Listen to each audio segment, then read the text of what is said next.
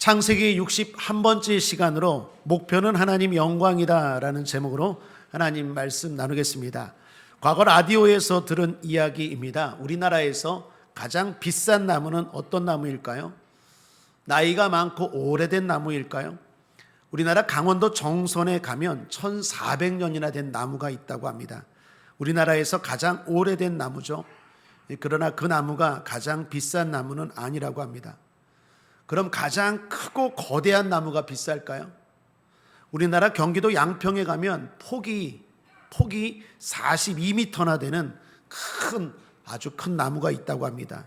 그런데 그 나무가 우리나라에서 제일 큰 나무인데 가장 비싼 나무는 아니라고 합니다. 우리나라에서 가장 비싼 나무는 경북 안동에 있는데 경북 안동에 있는 은행나무라고 합니다. 이 나무가 왜 비쌀까요? 이사 비용 때문입니다. 초등학교 운동장에서 자라던 나무였는데 근처에 댐 건설로 인해서 이 나무를 수몰되지 않게 보호하기 위해서 온갖 거대한 신식 장비를 동원해서 이 나무를 옮긴 거예요. 그 비용이 23억 원이나 들었다고 합니다.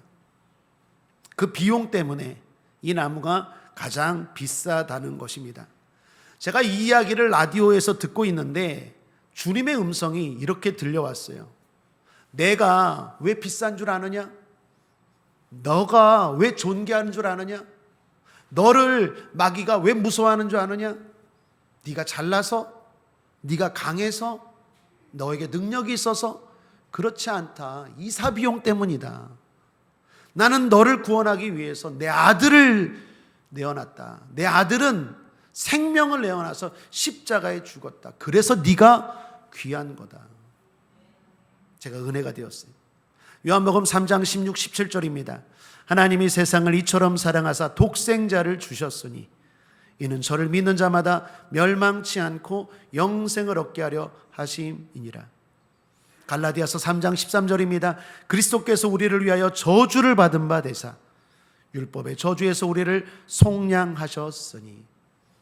하나님은, 성자 예수님은, 성령 하나님은 그토록 우리를 사랑하십니다. 그런 사랑에 부응하여 우리도 믿음으로 살아야 하겠습니다. 오늘 말씀은 레아가 아들들을 낳는 이야기입니다. 이 말씀을 세 가지로 나누어서 살펴보고자 합니다. 첫째로 관심 가지시는 하나님입니다. 한번 따라하겠습니다. 하나님은 나에게 관심을 가지신다. 레아는 남편 야곱의 사랑을 받지 못했죠.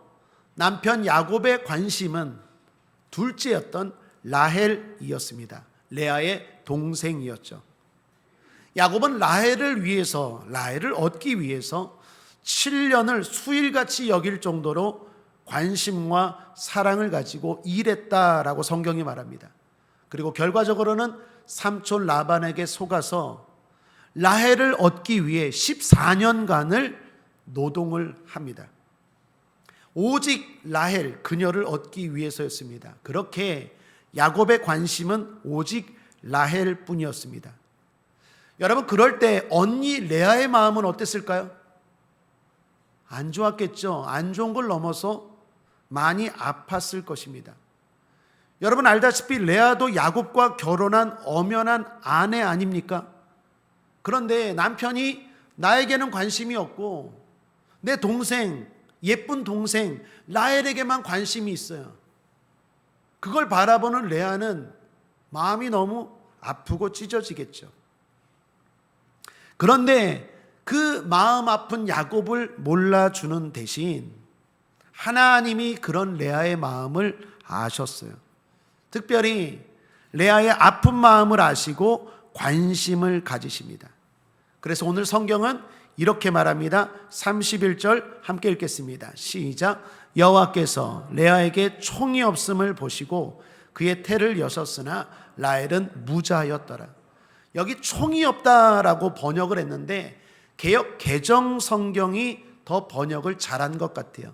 총이 없다라는 말은 사랑을 받지 못했다라는 거예요. 남편에게 사랑을 받지 못한 레아에게 하나님이 보시고 아시고 그녀에게는 아들을 주셨다라는 거예요. 그래서 슬퍼하는 레아를 위로하신 것입니다. 사랑하는 여러분, 하나님은 우리에게 관심을 가지십니다. 사람들은 때로 몰라줄 때도 있지만 하나님은 아시고 관심과 사랑을 베푸십니다. 특별히 아프고 힘들 때는 하나님이 더욱 관심을 가진다는 것 믿으시길 바랍니다. 항상 사람은요, 남의 떡이 커 보여요. 그러나 그렇지 않아요. 남에게 없는 나에게만 있는 게 있습니다. 그건 하나님이 나에게만 주신 거예요. 위로하기 위해서. 여러분, 송명이라는 시인이 지은 나라는 제목의 복음성가가 있습니다. 그 가사입니다. 이런 가사죠. 나 가진 재물 없으나, 나 남이 가진 지식 없으나, 나 남에게 있는 건강 있지 않으나, 나 남이 없는 것 있으니, 나 남이 못 본 것을 보았고, 나 남이 듣지 못한 음성 들었고, 나 남이 받지 못한 사랑 받았고, 나 남이 모르는 것 깨달았네. 공평하신 하나님이 나 남이 가진 건 나 없지만 공평하신 하나님이 나 남이 없는 것 갖게 하셨네. 그렇습니다. 나 남이 없는 것 갖게 하셨네. 이게 은혜요? 이것을 아는 게 믿음입니다. 여러분, 믿음으로 삽시다. 이 가사를 지은 송명희 시인은 장애인인 거 아시죠? 몸을 잘 못 쓰는 장애인이에요. 그런 분이 이렇게 고백했다면 그래도 몸이 건강한 저와 여러분은 분명히 하나님이 남이 없는 것 갖게 하신 줄 믿습니다. 그걸 알고 그걸 깨닫고 사는 것이 믿음의 삶인 줄 믿습니다. 사람들은 몰라주어도 하나님은 아신다는 믿음으로 어떤 아픔 속에서도 포기하지 않고 이겨내며 살아가야 하겠습니다. 자, 둘째로 한번 따라하죠. 하나님께 더 나아가는 레아. 자, 레아는 자녀를 낳기 위해 기도했을 것입니다. 물론 오늘 읽은 성경을 보면 또 어디를 봐도 레아가 하나님 아들 주세요라고 기도했다는 말은 나오지 않아요. 그러나 제가 그렇게 생각할 수 있는 이유가 있습니다. 그것은 레아가 아들을 낳고 이름을 짓는데 그 의미가 대단히 신앙적입니다. 하나님이 아들을 주셨어요. 그리고 이름을 짓습니다. 첫째입니다. 32절 함께 읽겠습니다. 시작. 레아가 잉태하여 아들을 낳고 그 이름을 루벤이라 하여 가로되 여호와께서 나의 괴로움을 권고하셨으니 이제는 내 남편이 나를 사랑하리로다 하였더라. 여호와께서 나의 괴로움을 돌보셨다고 말합니다. 권고는 돌보다라는 뜻입니다. 이것을 보면 아마도 레아는 결혼하고 나서 하나님 앞에 기도했던 것 같아요. 하나님, 아들을 주옵소서. 간절히 기도했다는 것을 알 수 있고 추론할 수 있습니다. 그런데 레아가 하나님께 아들을 달라고 기도한 이유는 뭐였다고요? 남편 야곱의 사랑이었어요. 32절 하반절을 다시 보시면 이제는 내 남편이 나를 사랑하리로다. 그 말은 무슨 말입니까? 지금까지 남편이 나를 사랑하지 않았다는 거예요. 그래서 레아는 생각했어요. 아들이 생기면 남편이 동생만 바라보는 게 아니라 나도 바라보고 사랑하겠지. 그래서 하나님 앞에 기도했던 것 같아요. 자, 그런 레아의 기도는 어떻게 되었습니까? 응답은 되었는데 목표는 이루지 못했어요.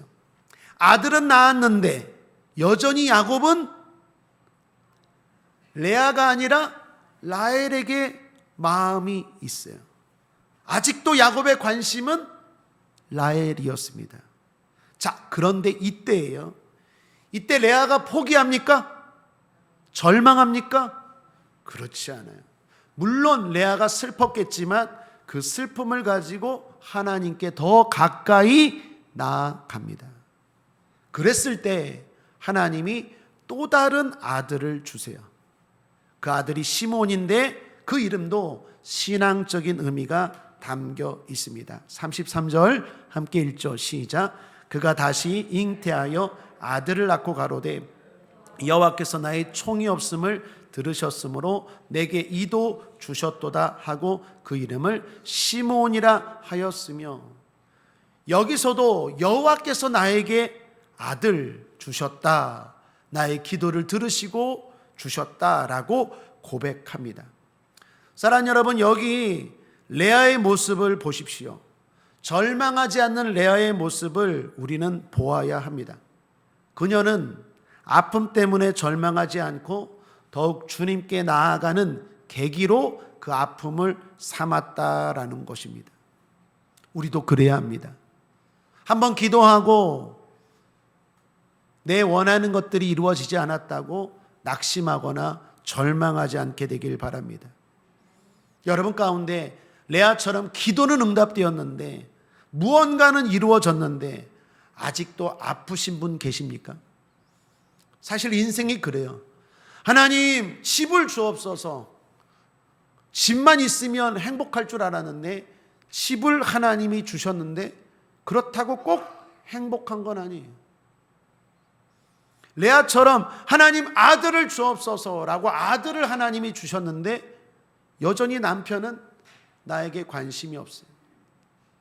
그럴 때 레아의 모습은 포기가 아니라 더 주님 앞에 가까이 나아갔어요.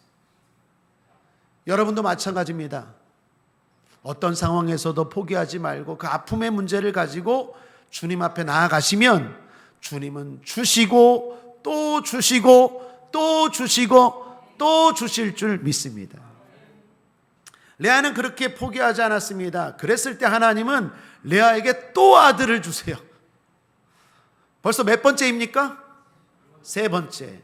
첫 번째 루벤, 두 번째 시몬, 그리고 세 번째 아들입니다. 34절 함께 읽겠습니다. 시작. 그가 또 잉태하여 아들을 낳고 가로되 내가 그에게 세 아들을 낳았으니 내 남편이 지금부터 나와 연합하리로다 하고 그 이름을 레위라 하였으며. 참 레아도 끈질겨요. 또 아들을 낳았어요. 하나님도 대단하시고 레아도 끈질겨요. 이제 내 남편이 나랑 연합하리로다. 그래서 이름을 레위라고 지었다라는 것입니다. 레위는 연합이라는 뜻을 담고 있습니다. 자, 그런데 여기 레위를 주셨다라고 할 때 이 34절 말씀을 좀 더 주목할 게 있습니다. 그것은 이름을 지은 사람이 달라요.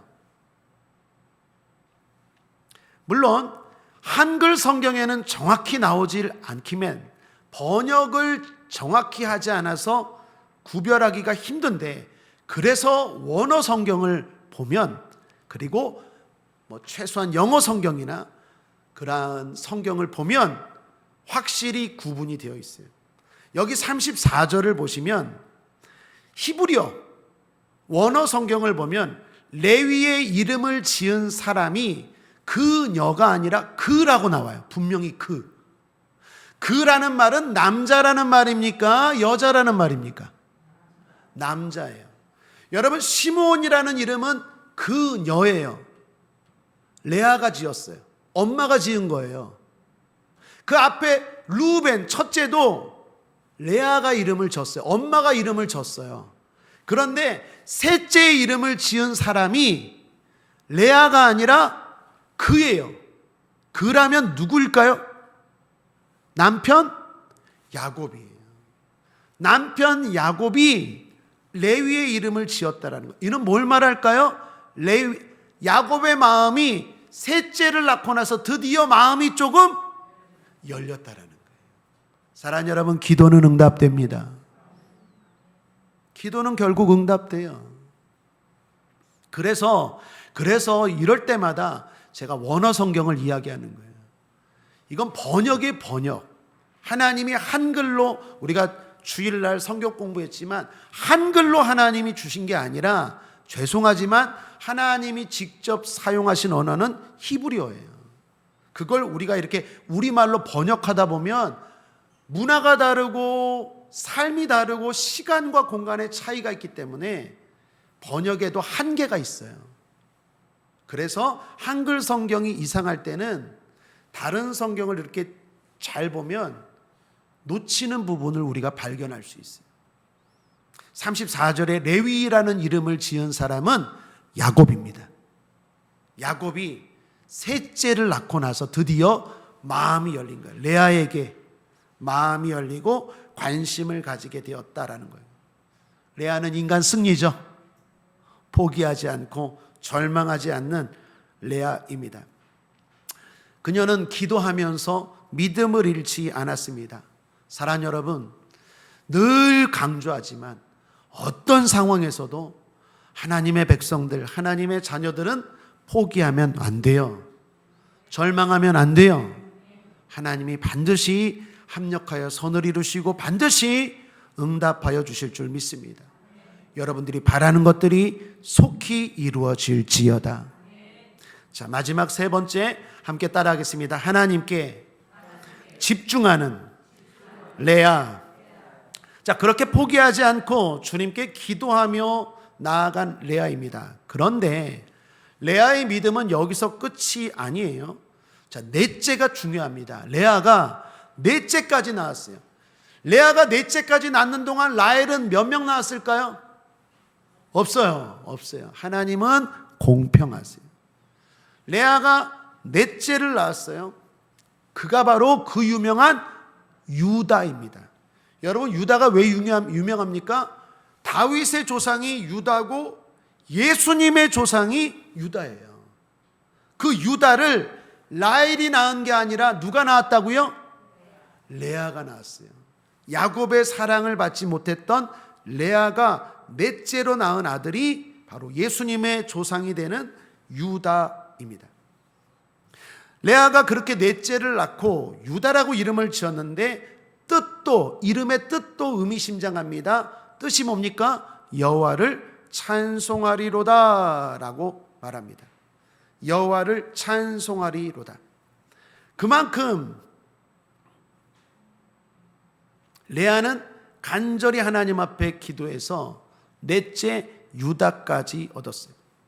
유다는요, 우리에게만이 아니라 여기 레아에게도 아주 중요한 인물이었습니다. 그렇게 말하는 이유는 레아의 삶과 신앙이 어떻게 변했는지를 보여주는 마지막 사람이 유다이기 때문입니다. 여러분, 지금까지의 레아의 신앙을 살펴보면 이렇습니다. 레아는 아버지 라반과 함께 누구를 속였어요? 야곱을 속였어요. 여러분 기억나십니까? 야곱이 라헬을 주면 내가 열심히 일하겠습니다. 그래서 7년 동안 일했는데 첫날 밤에, 그날 전기가 있어요, 뭐가 있어요, 아무것도 없이 컴컴해요. 그래서 들어가서 첫날 밤을 치르고 눈을 딱 아침이 되어서 딱 봤더니 누구예요? 레아예요. 물론 속임수의 주동자는 아버지 라반이었지만 레아도 그 속임수에 동참했어요, 안 했어요? 동참했어요. 그건 좋은 일입니까, 나쁜 일입니까? 나쁜 일이죠. 야곱을 속이는 일에 레아도 동참했어요. 그 말은 레아라는 사람이 어떤 사람인지를 보여주는 거예요. 하나님을 믿기는 믿지만 그때 레아의 신앙은요, 욕망과 욕심이 우선이에요.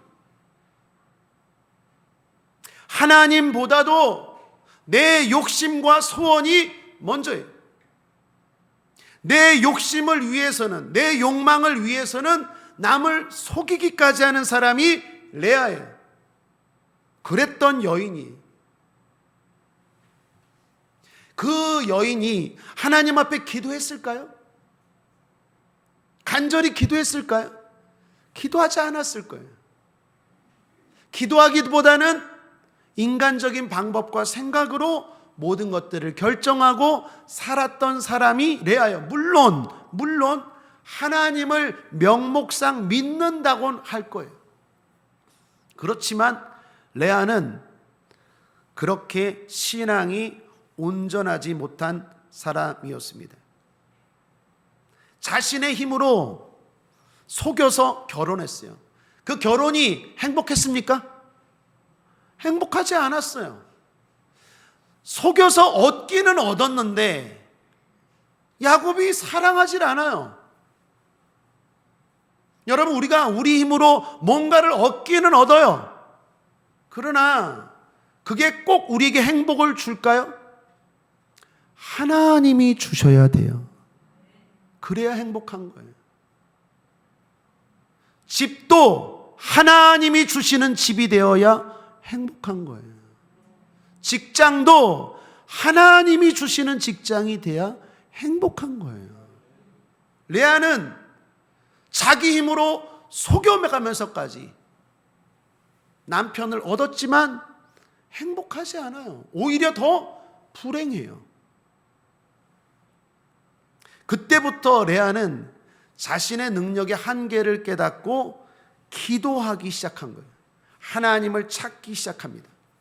아마도 이렇게 기도했을 거예요. 하나님 도와주세요. 인생이 노력으로 속임으로 꾀로 안 되네요. 내가 원하는 걸 얻기는 얻었는데 행복하지 않네요. 아마도 레아는 이렇게 울면서 하나님께 기도했을 것입니다. 그 전에 이렇게 간절히 기도했던 레아가 아니었어요. 그런데 어려움이 다가오자 간절히 하나님 앞에 기도해서 아들을 낳죠. 자, 그러면 자기가 바라는 것을 얻을 줄 알았는데 그것도 아니었어요. 그녀는 슬픕니다. 이전보다 더 슬퍼요.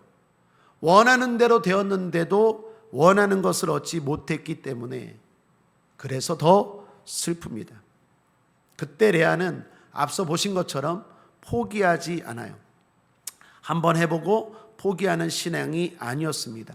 그녀는 더욱 주님께 가까이 나아갔어요. 그리고 결국 기도하며 포기하지 않은 레아에게 하나님은 다시 한번 응답을 주시고 또 주시고 결국 세 번째 응답으로 얻은 레위 때문에 남편의 사랑도 얻게 됩니다. 자, 여기까지 정리해 보면 이전의 레아는요, 하나님께 관심 없는 레아였어요. 그런데 이제 하나님을 찾는 레아까지 성장합니다. 신앙이 성장해요. 그리고 더 나아가 하나님께 관심을 두는 레아로 바뀌기 시작한 걸 알 수 있어요. 처음에는 명목상의 신앙인이었어요. 이름만 신앙인이에요. 이름만 그리스도인이에요. 삶은 세상 사람들과 별반 다를 바가 없는 레아였어요. 남 속이기도 잘하고 별반 차이가 없어요. 말하는 거나 행동하는 거나 다를 바가 없어요. 그랬던 레아가 점점 하나님의 사람으로 변하기 시작합니다. 기도하는 신앙인으로, 더 나아가 기도하며 포기하지 않는 신앙인으로까지 성장하게 됩니다. 자, 그리고 여기서부터 잘 보셔야 돼요. 그리고 몇째를 낳았다고요? 넷째. 이름이 뭐라고요? 유다입니다. 자, 유다가 중요한데 유다를 낳고 나서는 레아의 신앙이 완전히 성장하게 된 것 같아요. 왜 그러느냐? 유다라는 이름의 뜻이 뭐라고요? 내가 여호와를 찬송하리로다라는 거예요. 이는 야곱이 아니라 레아가 지은 이름입니다. 셋째는 야곱이 지었지만 넷째는 또 그녀예요. 그러니까 레아가 유다라는 이름을 지었어요. 그 말은 레아가 하나님을 찬양하는 신앙인이 되었다라는 걸 보여주는 거예요. 자, 끝으로 35절을 보십시오. 함께 읽겠습니다. 시작. 그가 또 잉태하여 아들을 낳고 가로되 내가 이제는 여호와를 찬송하리로다 하고 이로 인하여 그가 그 이름을 유다라 하였고, 저를 따라하세요. 그의 생산이 멈추었더라. 이게 의미심장해요. 하나님이 첫째, 둘째, 셋째, 그리고 넷째를 주고 레아가 유다라는 이름을 딱 짓는 걸 보고 이제 그만 줘도 되겠다라고 딱 멈췄어요. 근데 그 유다라는 이름이 뭐라고요? 내가 여호와를 찬송하리로다. 이는 무슨 말일까요? 그녀가 성숙한 신앙이 되었다라는 의미예요. 그녀는 앞서 말씀드린 것처럼 오직 자신에게만 집중했던 레아예요. 하나님보다는 자신의 슬픔과 아픔이 더 먼저고 하나님보다는 자신의 괴로움과 소원이 더 먼저였던 여자가 레아예요. 하나님의 영광 그거보다는 내 원하는 것, 내 바라는 것이 이루어지는 게 더 먼저예요.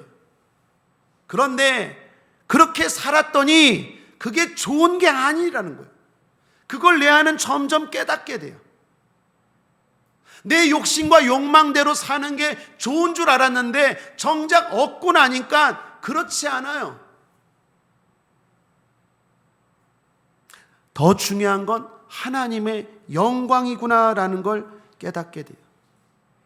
그리고 인생의 목적이 하나님이 영광이 될 때 진정으로 행복하다라는 것을 레아는 깨닫게 된 거예요. 오랜 연단의 과정을 통해 결혼 그리고 3명의 아들을 낳으면서 하나님께 집중하는 인생, 하나님을 찬양하는 인생, 하나님께 영광을 돌리는 인생, 그것이 목표가 될 때 진짜 행복하구나라는 걸 레아가 깨달은 거예요. 레아가 지금 신앙이 엄청 성장한 거예요. 옛날에는요, 내가 먼저예요. 내가 잘 되기 위해서 어쩌면 하나님도 이용하고 교회도 이용하고 사람들도 이용하고 목사도 이용하고 내가 잘 되기 위해서예요. 그게 인생의 목표였어요. 그게 레아예요. 그런데 그렇게 살았더니 행복합니까? 그렇지 않아요. 행복하지 않아요. 한계를 느끼고 기쁨은 없고 뭔가를 가졌는데 얻었는데 슬픔만 허무함만 찾아와요. 레아는 점점 시간이 가면서 깨닫는 거예요. 인생이 내가 먼저가 아니라 하나님이 먼저구나. 하나님을 찬양하는 인생. 유다라는 이름을 통해서 레아는 지금 고백하는 거예요. 하나님을 찬양하는 삶이 될 때, 목표가 내가 아니라 하나님의 영광이 될 때, 그때 진짜 행복하구나. 그때 하나님이 내가 구하지 않은 것, 내가 찾지 않은 것도 다 채워주시는구나. 인생의 목표가 점점 바뀌어져 가는 걸 지금 여러분 보셔야 돼요. 그게 레아의 자녀들의 이름에 담긴 의미이고 성경은 이것을 지금 우리에게 보여주는 거예요. 한 여인 레아가 어떻게 변화되었는지, 어떻게 변화되어 가고 어떻게 행복하게 되는지를 보여주는 거예요. 사랑하는 여러분, 저 여러분의 인생의 목표가 하나님의 영광이 되길 바랍니다. 그럴 때 그것이 진짜 행복한 인생이에요. 내가 원하는 것 이상으로 하나님이 따라오게 하시고 채워주실 줄 믿습니다. 목표가 하나님의 영광이 돼야 돼요.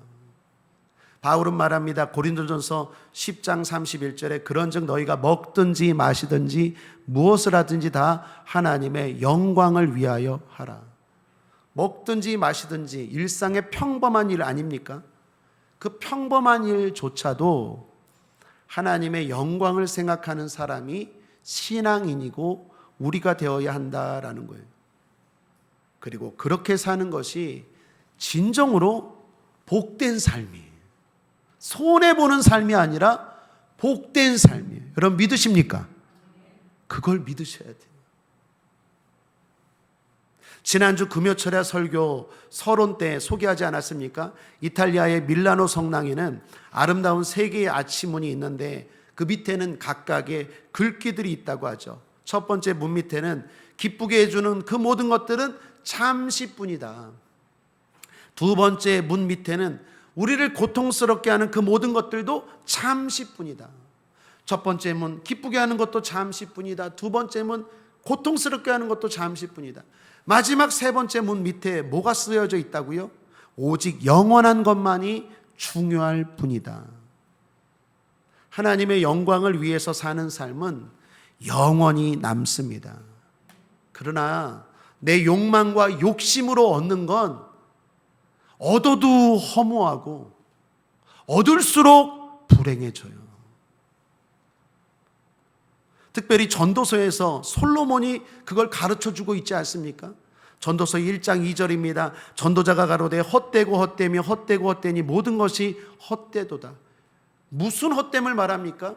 하나님의 영광이 목표가 아니라 내 인생, 내가 목표가 되고 내가 주인공이 될 때 삶은 허무하다라는 거예요. 헛되다는 거예요. 전도서 마지막 장에 또 말합니다. 12장 8절에 전도자가 가로되 헛되고 헛되도다. 모든 것이 헛되도다. 시작과 끝이 헛되다는 말의 반복이에요. 그리고 그 내용은 인간의 노력들이 다 헛됨을 소개하죠. 전도서 1장 14절에 내가 해 아래에서 행하는 모든 일을 본즉 다 헛되어 바람을 잡으려는 것이로다. 왜 솔로몬이 바람이라고 얘기했을까요?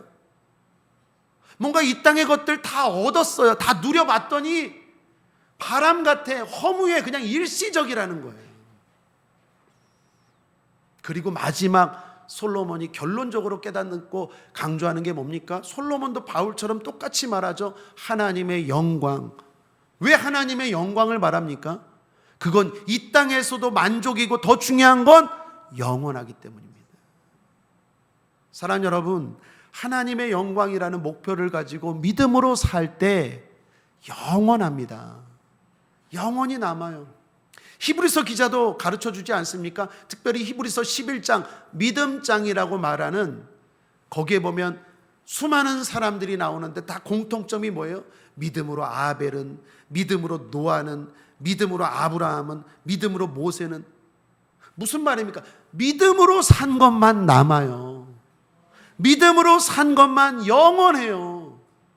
2025년 1월, 오늘 며칠이더라?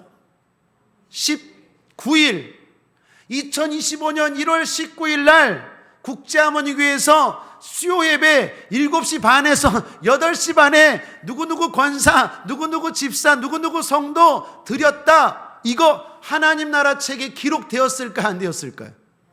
기록되었어요. 그런데 여러분 오늘 오후에 뭐 하셨습니까?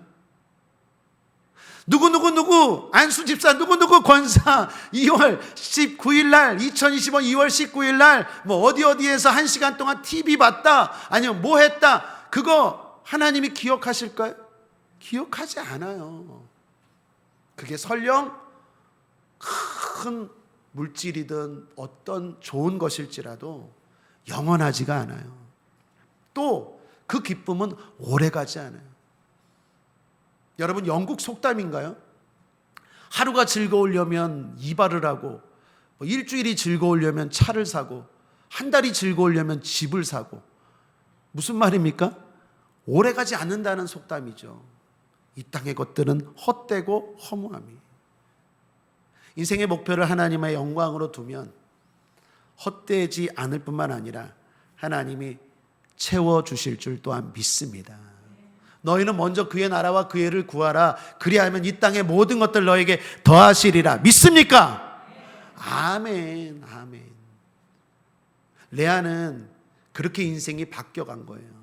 그러니까 이제 하나님도 이제 됐다, 레아 이제 많이 성숙해졌다, 그리고 그의 태문을 닫은 거예요. 유다 낳고 나서. 인정입니다.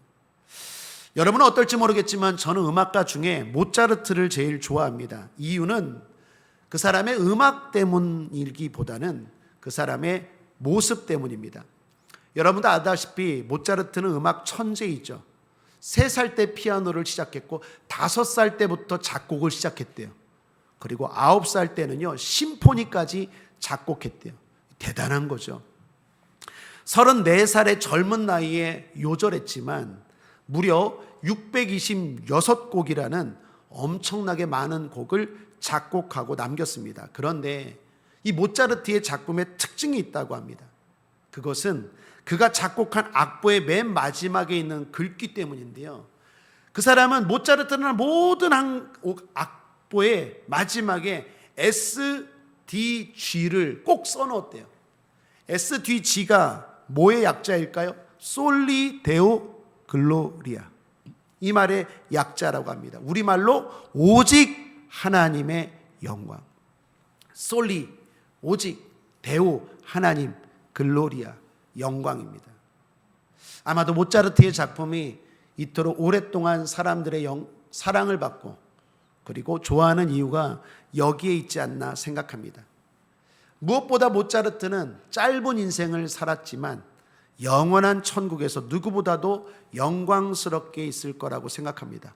그것은 이 땅에서 하나님의 영광을 위하여 살았기 때문입니다. 사랑하는 여러분, 다시 한번 강조합니다. 저와 여러분의 인생 목표가 하나님의 영광이 되기를 바랍니다.